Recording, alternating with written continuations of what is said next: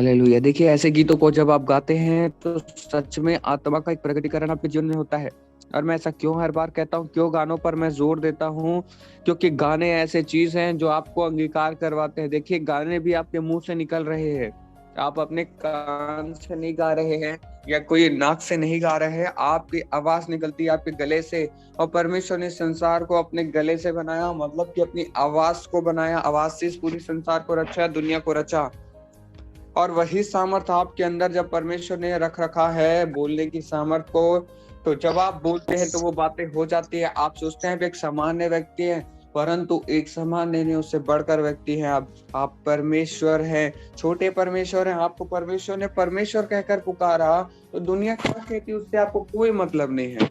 परमेश्वर ने आपको परमेश्वर कहकर पुकारा ना, तो आपको अपना अंगीकार बदलना है। दुनिया कुछ भी कहे, लड़ जाओ दुनिया से, पर अपना अंगीकार को सही रखो।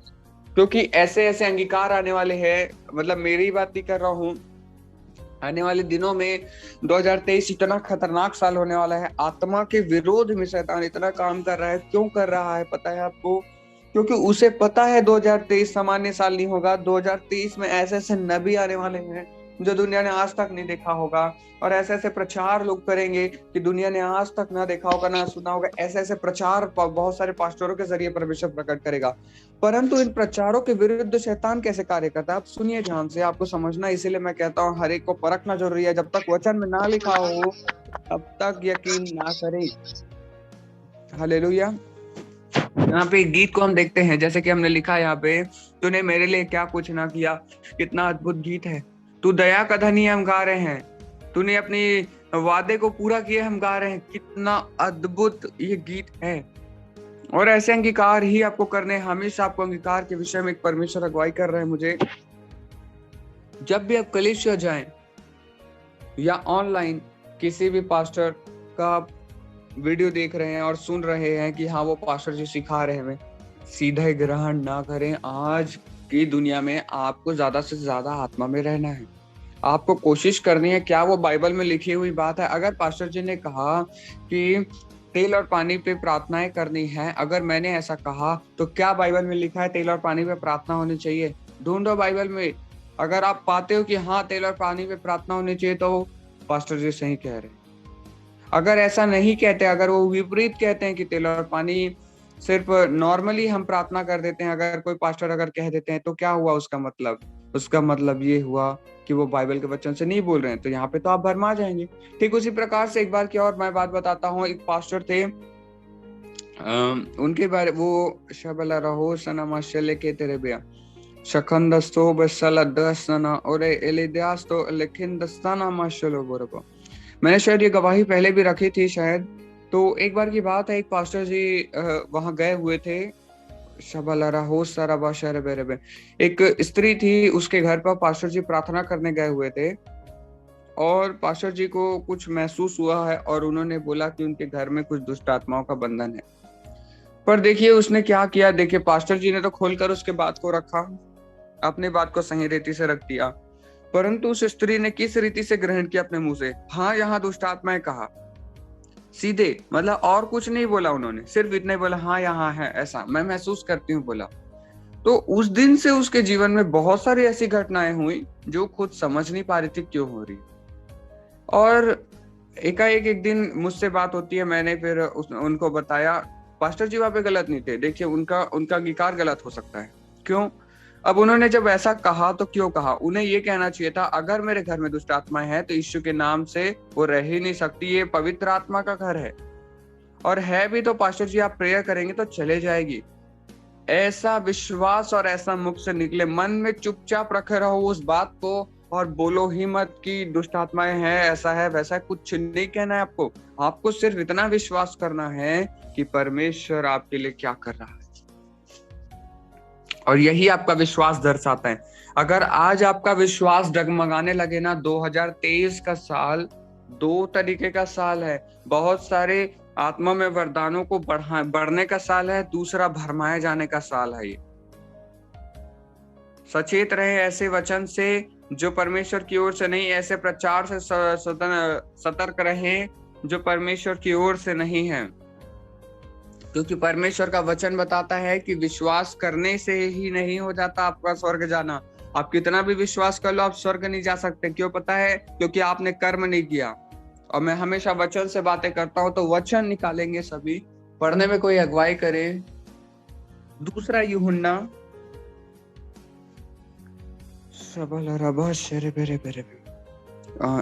दूसरा यूहन्ना शकंदर दूसरा यूहन्ना याकूब का दूसरा अध्याय, याकूब का दूसरा अध्याय निकालेंगे और 14 वचन से पढ़ेंगे हम। और ये 14 वचन से हम पढ़ेंगे, ये बात को ध्यान रखिएगा। और उससे पहले कोई एक काम करेगा। सबसे पहले आप मत्ती निकालिए। आज बाइबल अध्ययन है, तो इसको तो हम पढ़ेंगे, इसको स्पष्ट रूप से हम समझेंगे। पहले परमेश्वर अगुवाई कर रहे हैं कि आप मत्ती को हम देखें। मत्ती निकालिएगा, मत्ती का पहला अध्याय निकाले के बाद हम आगे, ताकि हम समझ पाए कि परमेश्वर क्यों ऐसा कहता है कि कर्मों को भी बदलना जरूरी है। क्यों ऐसा परमेश्वर कहता है कि हमारा न्याय किस रीति से होगा, आपके कर्मों से भी होता है और कौन से कर्मों से होता है, ये आपको समझना होगा।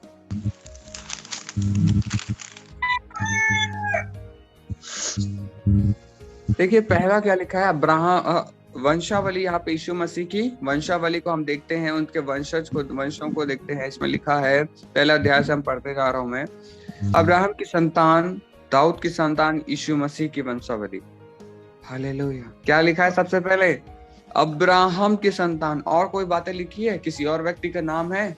नहीं है। उसके बाद दाऊद की संतान लिखा गया, यीशु मसीह की वंशावली। दाऊद इतना महान था, अब्राहम इतना महान था कि उनके वंश से आया।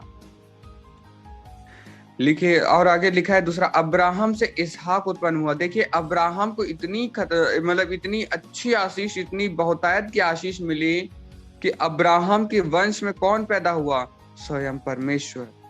कितना अद्भुत है कि उनके वंश में स्वयं परमेश्वर का प्रकटीकरण हुआ और परमेश्वर उनके वंश में पैदा हुए। तो अब्राहम से इसहाक उत्पन्न हुआ, इसहाक से याकूब उत्पन्न हुआ और याकूब से यहूदा और उसके भाई उत्पन्न हुए। यहूदा और तामार से पेरेस व जेरह उत्पन्न हुए और पेरेस से हिस्रोन उत्पन्न हुआ और हिस्रोन से एराम उत्पन्न हुआ।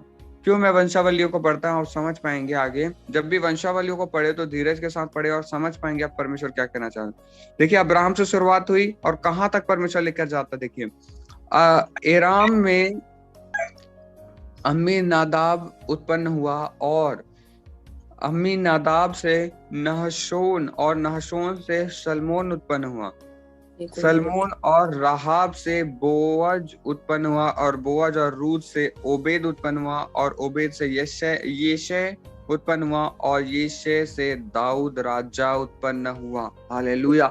लिखा है दाऊद राजा, बाइबल में ही ये बात लिखी हुई है, दाऊद एक राजा था। हालेलुया।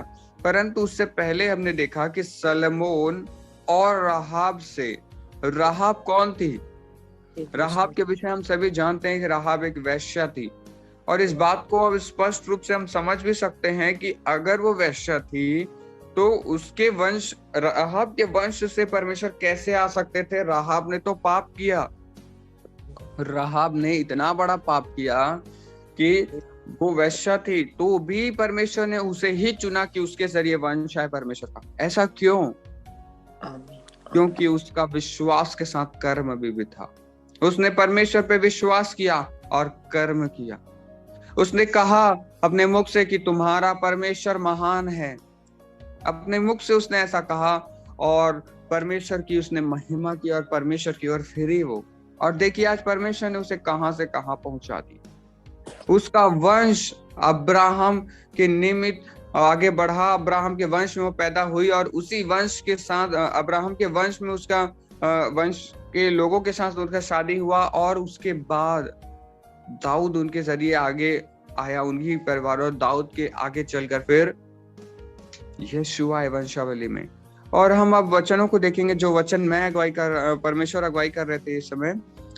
निकालेंगे याकूब दूसरा अध्याय 14, दूसरा अध्याय को 14 वचन पढ़ेंगे। हे मेरे भाइयों, यदि कोई कहे कि मुझे विश्वास है पर वह कर्म न करता हो तो इससे क्या लाभ? क्या ऐसा विश्वास कभी उसका उद्धार कर सकता है? हालेलुया, यही तो मैं आपसे कहना चाह रहा हूँ कब से। आज परमेश्वर फिर से कहता है आपसे कि अगर विश्वास करते हो तो कर्म क्यों नहीं करते हो, विश्वास के अनुसार कर्म क्यों नहीं है आप सभी का। अगर आप विश्वास करते हो कि परमेश्वर ने आपको लहू से आजाद किया है, तो आप ऐसे कर्मों को ना करें कि आप अपने मुंह से कहें मैं तो आजाद नहीं हूँ, मैं पापी हूँ। ऐसे अंगीकार से बचें। मैं हर बार इस अंगीकार को क्यों बचा रहा हूँ, क्यों इस बार एक बार फिर से परमेश्वर ने चेतावनी देने को कहा, क्योंकि ये साल आत्मा की बढ़ोतरी का साल है। रुकावटें आएंगी और देखिए शैतान आपको नहीं छू सकता। मैं आपको सच सच बताता हूँ, मैंने बाइबल अध्ययन से बहुत कुछ पाया है और मैंने देखा है शैतान आपको छू नहीं सकता। आप कभी भी देख लीजिए, आप कितने भी पास्टर जो परमेश्वर में थे पर गिर गए, किसी भी कारण से वो गिर गए, जो पास्टर जिन्होंने अपनी सामर्थ्य को खो दिया, बस उनके साथ क्या हुआ आप जानते हैं? शैतान उन्हें कभी नहीं छू पाया। वो इसलिए नहीं गिरे कि उनके अंदर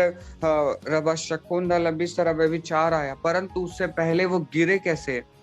शैतान ने उन्हें व्यभिचार की ओर खींचा और वो चले गए व्यभिचार की ओर। कुछ पासवान खींचे चले जाते हैं। बहुत सारे ऐसे पासवान जो बीते दिनों में, सालों में आए, उनका ही लोग ऐसे थे जो व्यभिचार में गिर गए। परंतु यह कैसे हुआ, क्या आप जानते हैं? शैतान डायरेक्ट उसने भरमाने नहीं आया, सीधा नहीं भरमा सकता था। शैतान मसीहों को छू नहीं सकता। फिर शैतान कैसे योजना बनाकर लोगों को भरमाता है? एक दूसरी स्त्री को उनके जीवन में लेकर आता है, या कोई दूसरा स्त्री होगी तो कोई दूसरे व्यक्ति को लेकर आएगा और आपको भरमाने की कोशिश करेगा। हालेलुया। आपको उसके प्रेम में डालने की कोशिश करेगा ताकि आप भरमाए जाओ। और यही तो है, शैतान आपको छू नहीं सकता, परंतु दूसरे अविश्वासियों को इस्तेमाल करता है परमेश्वर के लोगों के विरुद्ध में। शैतान, परमेश्वर नहीं चाहता और ऐसा हो, अपने लोगों को बचाना चाहता है, इसलिए परमेश्वर सचेत करता है कि तुम विश्वास करो और कर्म भी करो। कर्म किस प्रकार से? डरो मत किसी से। अगर उद्धार का काम देखना है तो डरना बंद कर दो। और डरना किस चीज से बंद कर दो? मनुष्यों से डरना बंद कर दो कि अगर मैंने ऐसा ना कहा तो मेरे पास्टर जी क्या सोचेंगे। अगर पास्टर जी के सामने उन्होंने कहा कि इस चीज को बोलो करके और मैंने नहीं बोला तो क्या सोचेंगे। अगर आपने ऐसा सोचा तो आप मनुष्य का फल पाएंगे, ना कि परमेश्वर का। मतलब आप विश्वास करते हो परमेश्वर पे, पर कर्म नहीं करना है आपको मनुष्य का भय और आप काम नहीं करना चाहते हो, ऐसा हो गया वो। इसीलिए शैतान क्या करता है, आपको नहीं गिरा सकता, वो जानता है, इसलिए दूसरे व्यक्तियों को लेकर आता है। हो सकता है आप कोई गलत प्रचार सुन लें ऑनलाइन, आपने किसी गलत प्रचार को सुनकर आमीन बोल दिया, आप गलत प्रचार सुनकर उसे अंगीकार करने लगे। कई बार मैंने चेतावनी दी है कि किस प्रकार से प्रार्थना करनी है, कैसे नहीं करनी है। और अगर आप उसे मानते हैं और नहीं भी मानते हैं और नहीं मानकर भी आप अगर गलत अंगीकार नहीं कर रहे हैं तब भी ठीक है, परंतु आप बातों को भी नहीं मान रहे हैं और गलत अंगीकार कर रहे हैं, कितना खतरनाक हो सकता है ये आपके जीवन के लिए। बहुत ज्यादा खतरनाक हो सकता है, क्योंकि लिखा है तो उससे क्या लाभ ही नहीं। आप कैसी फसल लगाते हो, आप इतना मेहनत कर रहे हो फसल लगाने में, अंत में फसल ही नहीं आया, आप सिर पकड़ के बैठ जाओगे। आज बहुत सारे किसान क्यों सुसाइड कर रहे हैं, क्यों उनकी मृत्यु हो रही है, क्यों अपने आप को फांसी लगा लेते हैं? फसल नहीं आती। कर्ज लेकर वो कार्यों को करते हैं, फसल नहीं आती। यही तो आपके साथ होता है, जब आपका फल नहीं आता तो आप मृत्यु मिलती है और कुछ नहीं है। और जब एक किसान फल लगाता है, जब किसान कुछ बोता है और जब बहुतायत का फल आता है तो आनंद से झूमता है वो। क्यों? क्योंकि उसने जीवन को पाया है।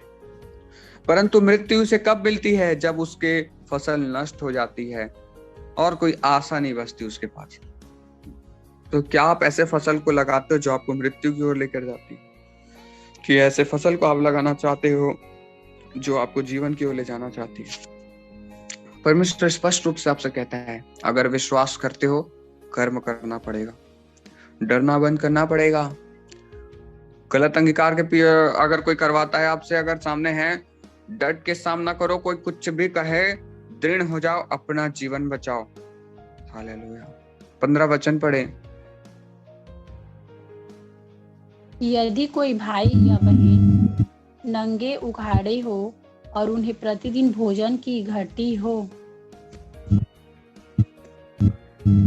16 भी पढ़ेंगे। और तुम में से कोई उनसे कहे, कुशल से जाओ, तुम गर्म रहो और तृप्त रहो, पर जो वस्तुएं देह के लिए आवश्यक है वह उन्हें न दे तो क्या लाभ। लिखा है, देखिए कितना अद्भुत बात है कि यदि कोई भाई या बहन नंगे उधाड़े हो। नंगे उधाड़े का मतलब क्या होता है? पूरी तरीके से एक्सपोज करना। एक्सपोज करने के विषय में अब इसका जैसे कि शबला रबश नफत रबिया, कोई पर्दा ना होना, उनके बीच में नंगे उधाड़े जाना, मतलब कि कोई भी पर्दा उनके जीवन के बारे में, छोटी से छोटी बात भी आप उनके जीवन के बारे में जानती। यदि कोई भाई या बहन नंगे उधाड़े हो, मतलब कि उनके जीवन का एक एक भेद, कि वो कैसे इंसान है, क्या करते हैं, सारा चीज एक एक भेद आपको पता है उनके जीवन में के बारे में, और उन्हें प्रतिदिन भोजन की घटी हो, और उन्हें भोजन की घटी हो रही है। और लिखा है, और तुम में से कोई उनसे कहे और उन्हें भोजन की घटी हो रही है। देखिए यहाँ पे क्या हो रहा है, एक व्यक्ति जिसके पास वस्त्र भी नहीं है, जिसके भेदों को आप सारा भेद जानते हैं, और वस्त्र कैसे वस्त्र नहीं है। एक तो संसारिक वस्त्र के विषय में तो परमेश्वर बातें करता ही है यहाँ पे, पर आत्मा के विषय में कहता है। संसारिक विषय में अगर हम देखें तो लिखा है, और उन्हें प्रतिदिन भोजन की घटी होती है। ऐसे लोगों को अगर भोजन की घटी हो रही है, लिखा है और आगे, और तुम में से कोई उससे कहे, शांति से जाओ, तुम गर्म रहो और तृप्त रहो, पर जो वस्तुएं देह के लिए आवश्यक है वह उन्हें ना दे तो क्या लाभ। अगर उन्हें भूख लग रही है, आपने उससे भोजन नहीं दिया तो क्या लाभ। एक व्यक्ति आपके पास आता है, मुझे भूख लग रहा है करके, और आपने उसे खाना नहीं खिलाया तो क्या मतलब, क्या लाभ, क्या उसकी भूख मिटा सके आप। अगर आत्मा में देखें, एक आत्मा में व्यक्ति जो कपड़े को पहनना चाहिए, आपने एक अविश्वासी को, वो बिना कपड़े के है, निर्वस्त्र है वो व्यक्ति आत्मा की दुनिया में, परंतु आपने उसे सुसमाचार सुनाया, उसने यीशु मसीह को ग्रहण किया, तो वो क्या हुआ, महिमा में वस्त्रों को पहनाया गया, वो आत्मा में एक नए वस्त्र के साथ जन्म लेता है। और अगर आपने किसी व्यक्ति को इस वचनों से तृप्त नहीं किया, आप डर गए, तो फिर क्या आपने उन्हें कपड़ा पहना पाया, तो क्या लाभ, क्या आप उसका जीवन बचा पाए? किसी भी रीति से ना संसार की रीति से, ना आत्मा की रीति से, दोनों रीति में आप विफल हो गए। और यही आप खुद के साथ भी करते हो। ऐसा मत सोचो कि आप दूसरों के विषय में ही यहाँ पे लिखा हुआ है, आप खुद के विषय में देखो आप क्या करते हो अपने विषय में।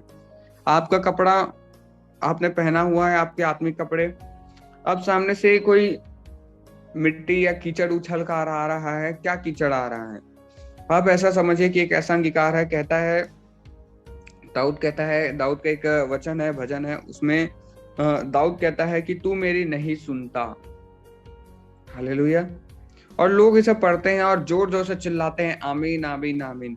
क्यों ऐसा चिल्ला रहे हैं लोग? बिना समझे बेवकूफों के समान अंगीकार क्यों हो रहा है कि लिखा है कि तू मेरी नहीं सुनता, मतलब परमेश्वर मेरी नहीं सुनता कहकर क्यों अंगीकार कर रहे हैं, वो क्यों आमीन चिल्ला रहे हैं? ये तो अपने कपड़ों पे जो दाग आ रहा है उसे आराम से लगाने देना है। कपड़ों को, वस्त्रों को साफ रखना है, ताकि दूल्हा जिस दिन आ जाए ना, आपका वस्त्र साफ रहे। तो वस्त्रों को साफ करने का तरीका है वचन। आगे पढ़ेंगे 17 वचन। वैसे ही विश्वास भी यदि कर्म सहित न हो तो अपने स्वभाव में मरा हुआ है। आपका विश्वास मरा हुआ है जब तक आप कर्म नहीं करते। आपको विश्वास है ना आप पापी नहीं हो, और फिर भी पाप का अंगीकार करते हो, इसका मतलब ये है आपका विश्वास मरा हुआ है। और जो मरा हुआ है उसके लिए क्या कहा जाता है? अविश्वासी। क्या हर एक मसीह विश्वासी है? मसीह विश्वासी भाई बहन हम कहते हैं, अभिवादन करते हैं, मसीह विश्वासी भाई बहन, परंतु क्या हर बार विश्वासी कहना उचित होगा? मैं कहता हूं नहीं, परंतु परमेश्वर कहता है नहीं। क्यों पता? क्योंकि ये वचन लिखता है कि कर्म के बिना मतलब विश्वास कर्म के बिना मरा हुआ है। अगर आपने मेहनत ही नहीं की तो आपको जीवन की प्राप्ति नहीं हो। आप डर गए, आपने अपने वस्त्र को नहीं धोया, आपने मनुष्यों के डर से आपने क्या अंगीकार कर लिया? जो मनुष्य ने कहा बहुत बड़े पास्टर हैं, हो सकता है दुनिया के कितने भी बड़े पास्टर हो, परंतु वचन से करो। पौलुस का जीवन जानते हैं, पौलुस कैसा व्यक्ति था, क्यों इतने सारे पुस्तकों को लिखा। पौलुस एक अपोस्टल था। मैंने अपोस्टल के विषय में आपको बताया था कि हर कोई अपोस्टल कहने से नहीं होता। अपोस्टल वो व्यक्ति होता है जिसके अंदर सारा वरदान हो। और आप भी एक अपोस्टल हैं कि आप जानते हैं अपोस्टल के दो तरीके के अभिषेक होते हैं, एक बुलाहट का अभिषेक, एक सामान्य अभिषेक। बुलाहट का अभिषेक उस व्यक्ति के अंदर अगर है, किसी व्यक्ति के अंदर अपोस्टल की बुलाहट है, तो वो व्यक्ति ज्यादा और आसानी से आत्मा के वरदानों को देख सकेगा अपोस्टल की।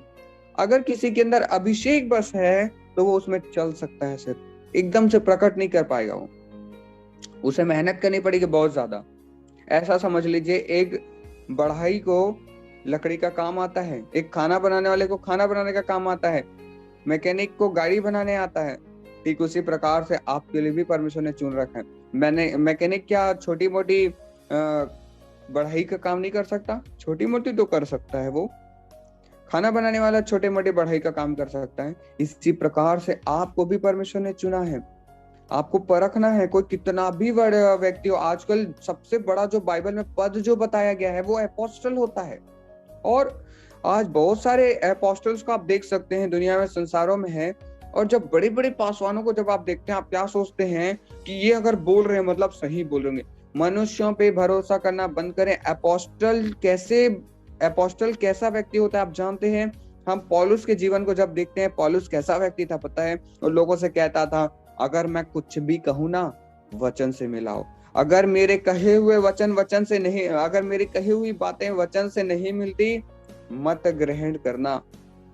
एक ऐसा अपोस्टल जो खुलकर कहता है कि मत ग्रहण करो मुझे। हालेलुया, ये होता है सच्चा अपोस्टल।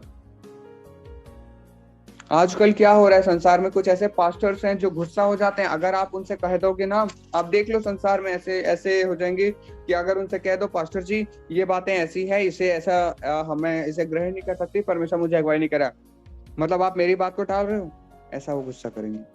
क्यों पता है? क्योंकि सिर्फ अपोस्टल लिखने से नहीं होता, उसके वरदान भी प्रकट होने चाहिए। और अपोस्टल का सबसे बड़ा वरदान जो यीशु मसीह स्वयं थे, वो थे नम्रता। और आप उनका कर्म विश्वास के साथ। अविश्वास का कर्म ज्यादा से ज्यादा प्रकट होता है आपके मुख से। आप और बताइए, विश्वास के अलावा आप विश्वास को किस प्रकार से प्रकट कर सकते हैं? कोई तरीका नहीं है, सिर्फ अपने मुख के जरिए।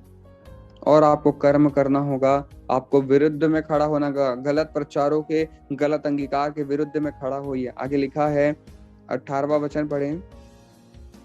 वरन कोई कह सकता है, तुझे विश्वास है और मैं कर्म करता हूँ। तू अपना विश्वास मुझे कर्म बिना तो दिखा, और मैं अपना विश्वास अपने कर्मों के द्वारा तुझे दिखाऊंगा। लिखा है, वरन कोई कह सकता है तुझे विश्वास है और मैं कर्म करता हूँ। शबला रबा शेरे बेरे। यहाँ पे दो व्यक्ति हैं। एक व्यक्ति कहता है मुझे विश्वास है, और दूसरा व्यक्ति कहता है कि मैं कर्म करता हूँ। अब उसके बाद ये दोनों के बीच में बातें होती है। लिखा है अपना विश्वास अपने कर्मों के द्वारा तुझे दिखाऊंगा। अब देखिए, दो व्यक्ति हैं, एक ने कहा कि सिर्फ विश्वास है, और एक कर्मों के जरिए विश्वास को दिखाऊंगा कहा। 19वां वचन पढ़े फिर। तुझे विश्वास है कि एक ही परमेश्वर है, तू अच्छा करता है। दुष्ट आत्मा भी विश्वास रखते और थरथराते हैं। हालेलुया। क्या लिखा है? क्या लिखा है कि तुझे विश्वास है कि एक ही परमेश्वर है, तू अच्छा करता है। दुष्ट आत्मा भी विश्वास रखते हैं और थरथराते हैं। हालेलुया। आपके विश्वास में दुष्ट आत्मा के विश्वास में क्या फर्क रह गया? दुष्ट आत्मा भी जानती है कि परमेश्वर एक ही है। दुष्ट आत्मा जानती है यीशु मसीह कौन है, और आप भी जानते हैं, और आपको भी विश्वास है, परंतु आप कर्म नहीं करते। दुष्ट आत्माएं कर्म नहीं करती, आप सिर्फ विश्वास करते हैं। दुष्ट आत्माओं के समान तो आप भी हो गए, मतलब स्वभाव में देखेंगे तो। उसी प्रकार से फिर परमेश्वर कहता है कि सिर्फ विश्वास कर लेने से कुछ नहीं हो जाता कि परमेश्वर है तो कर्म करना पड़ेगा। हालेलुया। 20वां वचन पढ़ें। पर हे निकम्मे मनुष्य, क्या तू यह भी नहीं जानता कि कर्म बिना विश्वास व्यर्थ है? अब देखिए, निकम्मा मनुष्य क्या है? आप इतने आलसी हो जाते हैं। आलसी क्या कई बार ऐसे निकम्मापन आपके जीवन में आ जाता है कि आप क्या चाहते हैं, अब सामने वाला जो बोल रहा है सही ही बोल रहा होगा, ऐसा आप सोचते हैं। ऐसा ना सोचें। 2023 का साल सतर्क रहने का साल है, क्योंकि 2023 से ही बहुत सारे ऐसे ऐसे प्रचार, बहुत अच्छा परमेश्वर अगुवाई करने वाला, स्वर्गों के द्वारों को खोलकर बहुत अद्भुत प्रचार आने वाले हैं, मेरे ही द्वारा नहीं, बहुत सारे पासवानों के जरिए। और जब परमेश्वर ऐसा कहता है ना, तो शैतान और विरोध में काम करने की कोशिश करेगा और उन्हें डिस्टर्ब करने के लिए अविश्वासियों को लेकर आएगा। तब आप कैसे करोगे? चर्च में हर कोई विश्वासी नहीं है, मैं बता दूं, हर एक विश्वासी नहीं है, हर एक की बातों को ग्रहण न कर ले। विश्वास कर्म में दिखता है। कर्म मतलब अगर किसी ने कह दिया कि मैं पापी नहीं हूँ, ये उदाहरण हमेशा मैं देता हूँ कि अगर आपने एक बार ग्रहण कर लिया कि मैं पापी नहीं हूँ, हमेशा कर्म करो, भागो वहां से, कोशिश करो कि बचो, अपने मुख को ना खोलो, यही आपका कर्म है। लिखा है, हे निकम्मे, निकम्मापन ना दिखाएं कि हाँ मुंह खोल के बोलना जरूरी है क्योंकि हमारे पासवान गा रहे हैं, उन्होंने तो कहा है कि हमें इस प्रकार का अंगीकार करना है। नहीं, निकम्मापन नहीं दिखाना है आपको। परमेश्वर में आपको जागरूकता दिखानी है और कहना है कि मैं आशीषित हूँ, मेरे पास आशीष की कोई कमी नहीं है। तू यह भी नहीं जानता कि कर्म बिना विश्वास व्यर्थ है। इसलिए विश्वास जब आप करते हैं, कर्मों को करना जरूरी है। कर्म क्या है? होठों को हिलाना ही कर्म है, समझिए आप। घोषणाएं करें, होठों को रोकना ही कर्म है, समझ लीजिए आप। क्यों? क्योंकि अगर होंठ को आप बंद रख लेंगे, कुछ बोल पाएंगे आप? नहीं। जब होंठ ही बंद हो गए तो आपने गलत अंगीकार को रोक लिया, और ये आज आपके जीवन में होना चाहिए। पढ़ेंगे 21वां वचन। जब हमारे पिता अब्राहम ने अपने पुत्र इसहाक को वेदी पर चढ़ाया, तो क्या वह कर्मों से धार्मिकता न ठहरा था? देखिए, इसहाक को परमेश्वर ने क्या कहा कि तू बलि कर। उसने एक वेदी बनाई, इसहाक को लिटाया और उससे बलि करने लगा। क्या आप में इतनी हिम्मत है? परमेश्वर कहे कि अपने बच्चों को कुर्बान कर दो, आप कुर्बान करने के लिए तैयार? अब्राहम ने किया, अपने बेटे इसहाक को कुर्बान करने के लिए वो वेदी पर ले गया, और वेदी पर कुर्बान करने ही वाला था कि एकाएक परमेश्वर की आवाज आती है कि तू उस बच्चे को कुछ ना करना। वहां पे एक मेमना पाया गया, मेमना नहीं, बकरी था। तो उस बकरी को फिर उसने परमेश्वर के लिए चढ़ाया वेदी में, और उसके बाद क्या हुआ? विश्वास के कारण अब्राहम ने विश्वास किया कि परमेश्वर जानता है कि क्या करवा रहा है, और वो विश्वास में परखा गया और सच्चा पाया। और वो आज तक वो नियम चलता है। आपने मुसलमानों को देखा है कि वो क्या करते हैं? बकरों की बलि चढ़ाते हैं अपने बेटों के बदले। आज भी वो नियमों को मान रहे हैं। क्यों? क्योंकि व्यवस्था की बातों में चलते हैं। यही है विश्वास का कर्म। अगर विश्वास है तो कर्म करना पड़ेगा। 22 पढ़ें। अतः तूने देख लिया कि विश्वास ने उसके कामों के साथ मिलकर प्रभाव डाला है, और कर्मों से विश्वास सिद्ध हुआ। देखिए, अब्राहम अगर ऐसा नहीं कहता, परमेश्वर कुछ भी बोले, मैं अपने बेटे को कुर्बान नहीं करूंगा, अगर वो ऐसा कहता तो क्या अपने आप को विश्वास में सिद्ध कर पाता? वो नहीं कर पाता। उसने कर्मों को किया, आज अपने बेटे को लेकर गया वो वेदी पे कुर्बान करने के लिए, तभी तो उसका विश्वास सिद्ध हुआ। कर्म करना जरूरी है। आज आपको परमेश्वर कोई कुर्बानी नहीं मांगता। परमेश्वर वचन कहता है, टूटा मन परमेश्वर के योग्य बलिदान है। और वो योग्य बलिदान टूटा मन ही क्यों कहता है परमेश्वर? क्योंकि परमेश्वर जानता है आपका हृदय टूटा हुआ है किसी बात से परमेश्वर के सामने। 23वां वचन पढ़ेंगे। और पवित्र शास्त्र का यह वचन पूरा हुआ, अब्राहम ने परमेश्वर का विश्वास किया और यह उसके लिए धर्म गिना गया। हालेलुया। हमने कई बार वचनों को देखा है। वचन क्या कहता है? विश्वास के द्वारा कोई व्यक्ति धर्मी ठहरता है, और उसने विश्वास किया इसीलिए वो धर्मी है। जितने अधर्मी लोग हैं ना, आपको अगर परखना है कौन अधर्म है, आप बिल्कुल नहीं परखते। कुछ लोगों को पता है, आप डरते हैं परखने से। डरो मत, आप परखना जरूरी है। आप परखो, आप जाके देखो कि कोई व्यक्ति आपसे बातें कर रहा है, वो अधर्मी है कि धर्मी। आप उसके विश्वास को देखो। अगर वो विश्वास नहीं करता ना परमेश्वर में, ज्यादा उसका विश्वास के साथ कर्म नहीं है, तो वो अधर्मी है। अगर किसी ने ऐसा कह दिया कि हम किसी का और जैसे कि बाइबल हमें बताती है कि परमेश्वर हमें क्या करता है? अपोस्टल्स को भेजता है लगातार इधर उधर, हमें या लोगों का जीवन बचाने के लिए इस्तेमाल करता है। परंतु अगर मान लीजिए किसी पास्टर ने कहा कि हमारी प्रार्थनाओं के द्वारा कुछ ना होगा, आपके लिए प्रार्थना करना व्यर्थ है। मेरे साथ हो चुका है, कई पास्टरों ने मेरे लिए कहा कि हम आपके लिए प्रार्थना नहीं करेंगे, आपके लिए बहुत बड़ी भविष्यवाणी है, परमेश्वर ने आपको बुलाया, आप खुद अपना जीवन बचा लो। यहाँ तक उन्होंने कहा। उनके पास कर्म नहीं है, सिर्फ विश्वास है परमेश्वर पे। उन्होंने क्या कहा पता है मुझसे? कि विश्वास रखो, सब कुछ हो जाएगा। तुम्हारा विश्वास कमजोर है, कहा। इतना सहा मैंने, इतना गाइड करने वाला कोई नहीं था मैं, फिर भी मैं उस समय क्या विश्वास था, जीना है तो परमेश्वर के लिए, मरना है तो परमेश्वर। और आज देखिए, परमेश्वर ने ना सिर्फ मेरे विश्वास को मजबूत किया, मेरे विश्वास के कर्मों को भी मजबूत किया। और मैं अपने कर्मों के जरिए भी सिद्ध करता हूँ कि मैं विश्वासी हूँ। मैं गलत अंगीकार नहीं करता, मैं गलत अंगीकारों से बचता हूँ, इसीलिए मैं विश्वासी हूँ, क्योंकि मैंने अपनी ओठों को रोक रखा है कि मैं गलत अंगीकार नहीं करूंगा।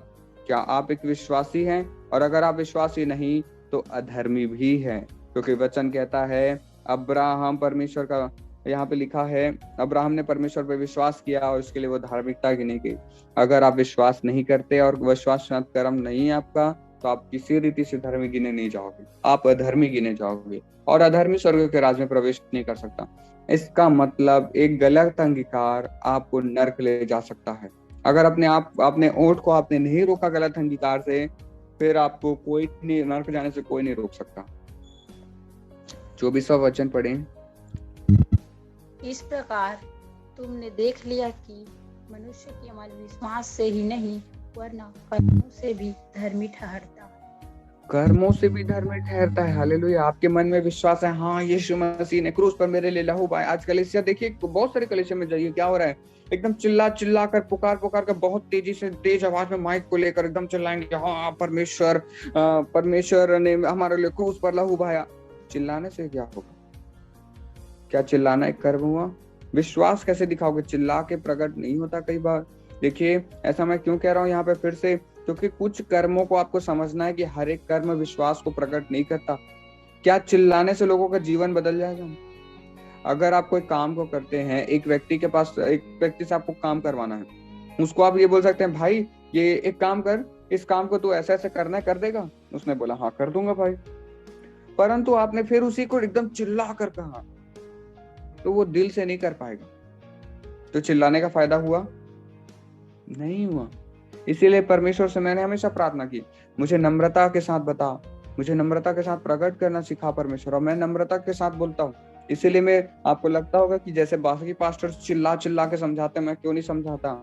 क्योंकि मेरे को वो उसकी जरूरत नहीं है। मैं बिना चिल्लाए भी अच्छे वचनों को रख सकता हूँ, मुझे पता है, क्योंकि परमेश्वर भी जानता है। यीशु मसीह कभी चिल्ला कर प्रचार नहीं किए, यीशु मसीह धीरज के साथ प्रचार करते थे, कभी वो चिल्ला कर नहीं कहे।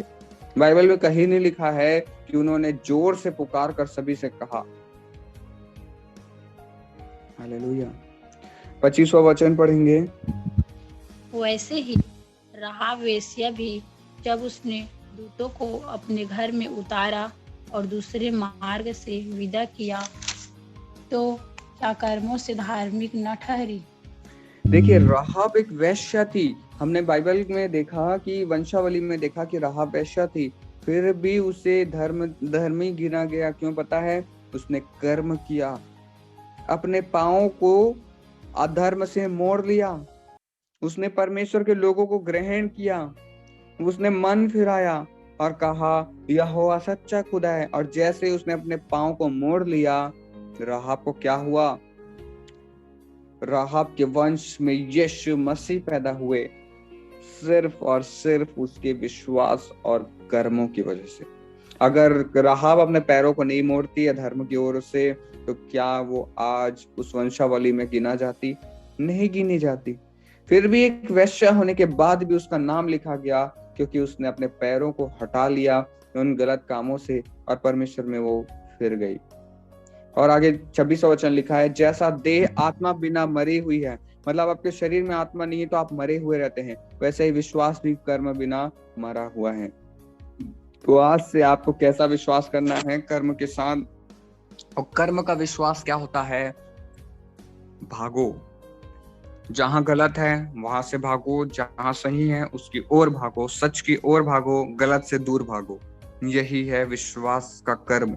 आप अपने पैरों को फुर्तीला बनाओ, आप अपने मन और सोचों को फुर्तीला बनाओ कि कोई ऐसे गलत अंगीकार जब आते हैं तो फट से उसे रोको अपने मुख से बोलने से।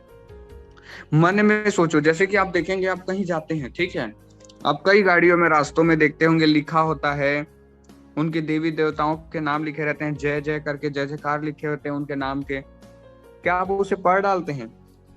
तो आपने पढ़ डाला, अब क्या आप अब पढ़ डाले तब मैं कैसे करूं हो जाएगा?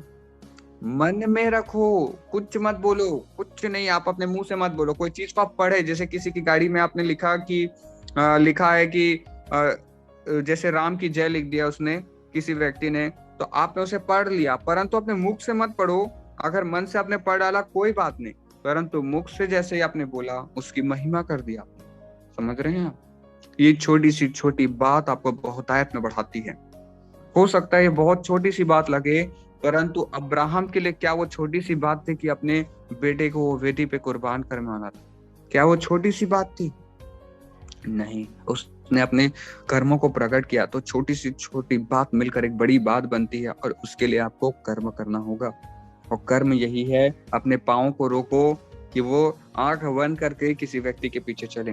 पौलुस भी कहता था कि मेरे पीछे आंख बंद कर मत चलो, अगर वचन में लिखा है तो ही विश्वास करो। और मैं भी हमेशा आपसे कहते आया हूँ कि मेरे ऊपर भी आप विश्वास ना करना अगर वचन में नहीं लिखा है।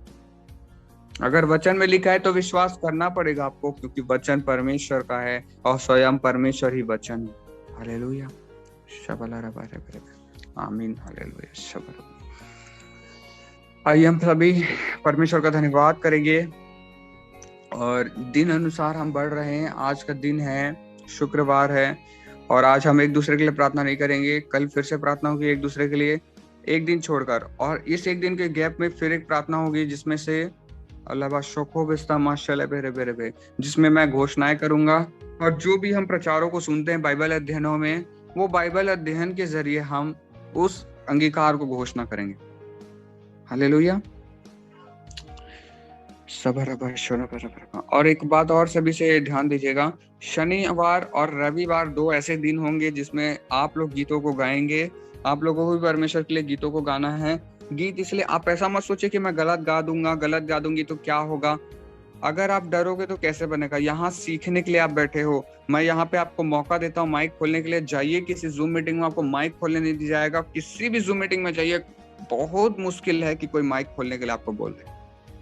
और जब आपको यहाँ माइक खोलने का मौका मिल रहा है तो आपको उसका फायदा उठाना है। आपको गाना है परमेश्वर की महिमा के लिए। हर कोई अलाउ करता है, परंतु माइक खोलकर कोई बातों को बोलने के लिए या प्रोफेसी करवाने के लिए नहीं खोलवाता कोई। मैंने आप सभी से प्रोफेसी भी करवाया है, और ये नए साल में आप प्रोफेसी के साथ प्रवेश किए हो। मैंने आपको भविष्यवाणी करना भी बताया। हालेलुया, कितना सरल है। आइए हम अंगीकार करेंगे, परमेश्वर का हम धन्यवाद करेंगे। आइए सभी मिलकर प्रार्थना करें। पिता परमेश्वर, एक बार फिर आपके समीप आते हैं, आपको धन्यवाद करते हैं कि हमने जाना कि हमें विश्वास के साथ कर्म भी करना है। पिता हम अगर अविश्वास का कोई कार्य कर रहे थे तो उस यीशु के नाम से खंडित करते हैं। अपने पाँव को उन कर्मों से मोड़ते हैं। पिता हर एक बुराइयों से अपने मुंह को मोड़ते हैं। पिता आपका वचन कहता है, हे यहोवा, मेरे मुख पर पहरा बैठा, मेरे होठों के द्वार पर रखवाली कर।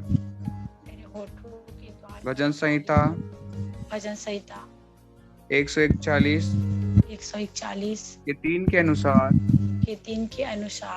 पिता मेरे मुख की तू रखवाली कर कि हम गलत अंगीकार से बचें। हमारे मुख से अधर्म की बातें ना निकले, और जिस प्रकार से आपका वचन कहता है और जिस प्रकार आपका वचन कहता है कि कि एक व्यक्ति एक व्यक्ति कर्मों के जरिए भी कर्मों के जरिए भी धर्मी ठहरता है, धर्मी ठहरता है, जिस प्रकार जिस प्रकार राहाब वैश्य होने के बाद भी वैश्या होने के बाद भी कर्मों के जरिए धर्मी धर्मी ठहराई गई, ठीक उसी प्रकार हम भी कर्म करने वाले बने कि हमारे कर्मों के जरिए हम धर्मी ठहरने पाए। पिता परमेश्वर, आप हमारी होठों को गलत अंगीकार से बचाना। पिता अपने होठों को यीशु के लहू में ढापते हैं, अपने होठों को पवित्र आत्मा के नियंत्रण में देते हैं, घोषणा करते हैं ये पवित्र आत्मा का मंदिर है और इस पर सिर्फ पवित्र आत्मा का अधिकार है। पिता हमें हमारी कार्यों के जरिए हमें धर्मी बनाइए। पिता हम धर्म के कार्यों को करने वाले बने और अपने जीवन में आशीषों को ग्रहण करने वाले बने। पिता धन्यवाद आज के सुंदर नए दिन के लिए। पिता धन्यवाद आज एक नए स्तर की आशीष में हम बढ़े। पिता हम सभी आशीषित हैं, हम धन्यवाद करते हैं। पिता आपने सभी को अभिषेक कर रखा है, हम धन्यवाद करते हैं। पिता आपने सभी को अपने लहू में ढापे रखे, हम धन्यवाद करते हैं। पिता आपने सभी को अपने पंखों तले ढापे रखा, हम धन्यवाद करते हैं।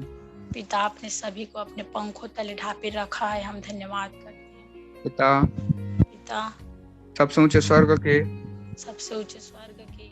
पवित्र स्वर्गदूत सभी के जीवन में और ज्यादा सक्रिय रूप से कार्य करें। पिता जिन स्वर्गदूतों को आपने हमारे निमित्त आज्ञा दी वो बड़े बल से कार्य करें। शैतान की हर एक युक्तियों को खंडित करते हैं और पिता जो आपकी ओर से नहीं है, चाहे वो स्वर्गदूत हो या कोई बातें यीशु के नाम में उसे खंडित करते हैं।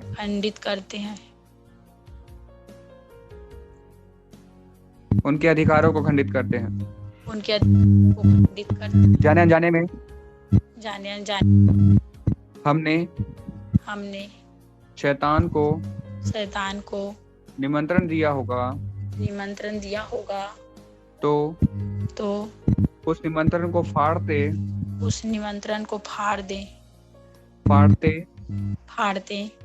और यीशु के लहू में जलाकर नष्ट करते हैं। पिता सारी बातों में महिमा आदर आपको देते हैं। धन्यवाद आपने प्रार्थना को सुना और दया से ग्रहण किया।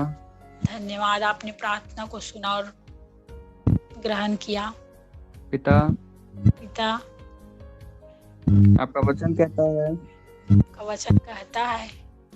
जो कुछ तुम प्रार्थनाओं में मांगो जो कुछ तुम प्रार्थनाओं में मांगो तो प्रतीति कर लो तो प्रतीति कर लो, कि तुम्हारे लिए हो गया। तुम्हारे लिए हो गया। पिता, हम प्रतीति करते हैं पिता, हम प्रतीति करते हैं कि हमारे लिए कि हमारे लिए हो गया है हो गया है जिन भी बातों को हमने मांगा। जिन भी बातों को हमने मांगा। पिता, पिता, हम प्रतीति करते हैं हम प्रतीति करते हैं जब हमने आशीषों की घोषणा की है जब हमने आशीषों की घोषणा की है, तो आपके आशीषों के जरिए तो आपकी आशीषों के जरिए बीमार चंगे हो गए हैं। बीमार चंगे हो गए हैं। आपके आशीषों के जरिए आपके आशीषों के जरिए सभी परिवार सुरक्षित हैं। सुरक्षित है। पिता, पिता, हम प्रतीति करते हैं हम प्रतीति करते हैं मौसम का कोई भी प्रभाव मौसम का कोई भी प्रभाव हम पर प्रबल ना होगा हम पर प्रबल ना होगा और ना परिवार के सदस्यों पर प्रबल होगा परिवार के सदस्यों पर प्रबल होगा और खास करना बच्चों पर प्रबल होगा। और खास करना बच्चों पर प्रबल होगा। किताब का वचन कहता है, किताब का वचन कहता है, जो कुछ तुम मेरे नाम से पिता से मांगोगे वह सब तुम्हें मिलेगा। सारी प्रार्थनाओं को विनतियों को यीशु नाम में हम मांगते हैं। आमीन आमीन। हालेलुया। सूचना सुन लेंगे पहले। सूचना ये है कि कल है शनिवार और रविवार है, तो ये 2 दिन आप लोग को गीतों को गाना है। कुछ भी होता है आप लेकर आइए, गलत होता है तो भी मुझे बताइए, कोई बात नहीं। देखिए, आपको अगर सीखना है, अगर अपने जीवन को आपको सच में बदलना है ना, तो आप कोशिश करिए कि आप आगे आकर कुछ करें परमेश्वर के लिए, ताकि आपसे गलती भी हो तो आप वहां पे बच पाए। क्योंकि ऐसा कम ही मौका मिलता है कि हमें कोई बताए, इतना खराई से इतना परखने को हमें मौका मिले। एक एक गीत को मैं परख कर बता सकता हूँ, परंतु समय लगता है। और अगर ऐसा थोड़ा थोड़ा करके आप गीतों को लेकर आएंगे ना, तो ये बहुत सरल हो जाएगा। हम और नए नए गीतों को भी पाएंगे और साथ में जानने भी पाएंगे कि कौन सा गीत को गाना है और कौन से गीत में से कुछ ऐसे लाइन होते हैं जिन्हें नहीं गाना होता। तो वो सारी बातों को भी हम देखने वाले हैं। और पिता का हम धन्यवाद करते हैं कि ग्रुप में कल गवाही आई थी। रबाशरा होले बिस्ना रबाशले बेरे के तेरे बेशरा बंदर होले बिस्ना नमा रबाशने के तेरे बेशरा बराबर। सिस्टर रविंद्र अग्रवाल ने शेयर किया था कि नॉर्मल डिलीवरी हुई है और आप सभी ने प्रार्थना की। यही कलेशिया की प्रार्थनाओं का सामर्थ्य है। देखिए, हमने बचपन से एक कहानी देखी है कि एक लकड़ी को तो आसानी से तोड़ा जा सकता है, परंतु एक लकड़ी के पूरे गट्ठे को तोड़ना मुश्किल है, नामुमकिन है। उसी प्रकार से कलेशिया जब प्रार्थना करती है ना, तो पूरी दुनिया को झुकना पड़ता है, क्योंकि कलेशिया ही मसीह का शरीर है और उसका सिर कौन है? मसीह है। तो हम उसका शरीर हैं, तो शरीर अच्छे से काम करेगा परमेश्वर की अगुवाई में, तभी हर एक बातों में आप जयवंत होंगे। और ये बातों को हमने देखा। सभी के लिए सभी का धन्यवाद। आप सभी ने प्रार्थनाओं को रखा और इस अद्भुत गवाही को परमेश्वर ने हमारे बीच में दिया। हम पिता को भी धन्यवाद करते हैं। सभी इसी रीति से जो भी प्रार्थना रिक्वेस्ट आता है, सभी प्रेयर करते रहें एक दूसरे के लिए और सभी आशीषित बने रहें। और कल जरूर से जो भी गीत को गाएंगे आप मुझे बता दीजिएगा। जिनको भी कल गाना है, कल और परसों गाना है, तो आप मेरे को पहले से आप बता दीजिए। Hallelujah hallelujah. जय मसीह। फिर आप सभी को परमेश्वर आप सभी को बहुत आयत की आशीष दें। आमीन आमीन। सर एक गवाही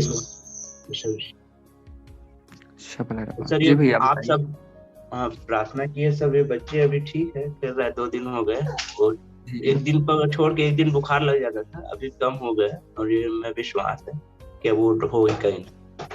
तो आप सभी को प्रभु बहुत आयत की आशीष दे। सब प्रेयर किए, सब मिलकर कलेसिया एकजुट होकर, कि इससे अब हम लोग का ये साबित होता है कि हम लोग प्रार्थना में बढ़ रहे हैं। हमारी प्रार्थना के द्वारा ही वो सब कुछ होता है। तो ये समर्थ है कि जितने भी गवाही आ रहे हैं, तो सब अपने आप को और ज्यादा से ज्यादा दूसरे के लिए प्रार्थना के लिए रखते हैं। सर भी वही कहता है, मैं भी कभी कभी कहता हूँ कि सब जितना भी प्रार्थना है तो सबको प्रेयर करें, सबको जैसे किसी प्रभु बहुत आयत की आशीष दे सकते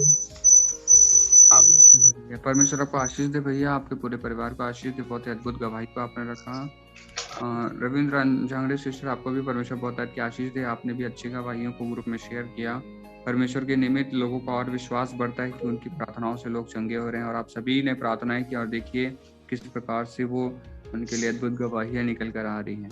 और पुराने नियम के लोग कैसे रहते थे, पुराने नियम बोलता हूँ, नए नियम में जो नए नए विश्वासी हुआ करते थे ना, पहले यीशु मसीह के चेले थे, उनकी कलीसिया कैसे होती थी?